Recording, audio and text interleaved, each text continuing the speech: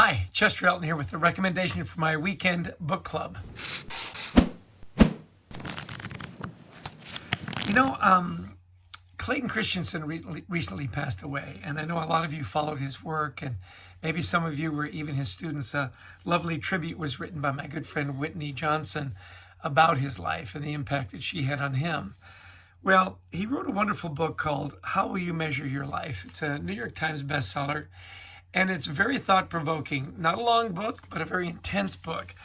You know, he talks about different motivators at work. He talks about how do you want to be remembered. You know, I love that he tells the story about his classmates as he was going through the Harvard School of Business.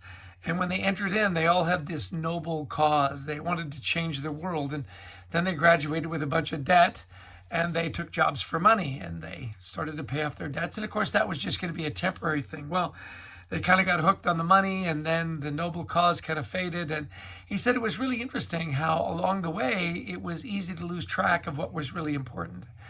I think it's really a powerful book, because we often get caught up in the day-to-day. We often get caught up in our careers. What's next? Make a little more money, get a little bigger house, take a little better vacation, whatever it might be. And we lose sight of those things that are really important.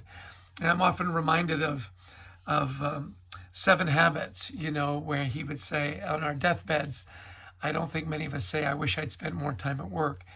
You know, are we losing track of the things that are really important?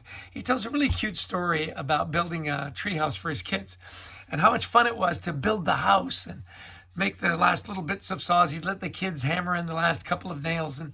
And when their friends would come over, they'd say, hey, look how much progress we've made. He said what was really interesting was once the treehouse was done, they rarely went in the house.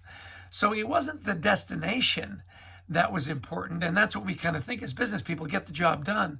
He said what was important was the journey, enjoying the journey. Great advice from a friend of mine, Glenn Nelson, as we were going through a lot of transition in our company and very stressed out. He said, don't forget to enjoy the journey. Well, I love reading this book. You know, I read a couple of chapters every night.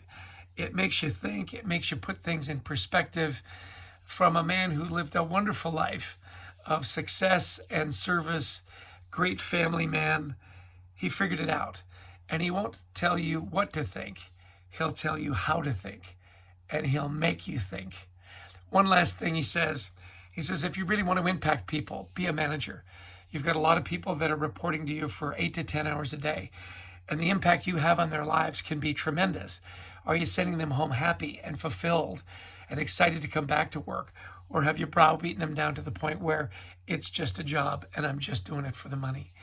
I thought that was an interesting challenge. If you want to impact people's lives in a positive way, become a leader, become a manager. Well, really thought-provoking book. How will you measure your life?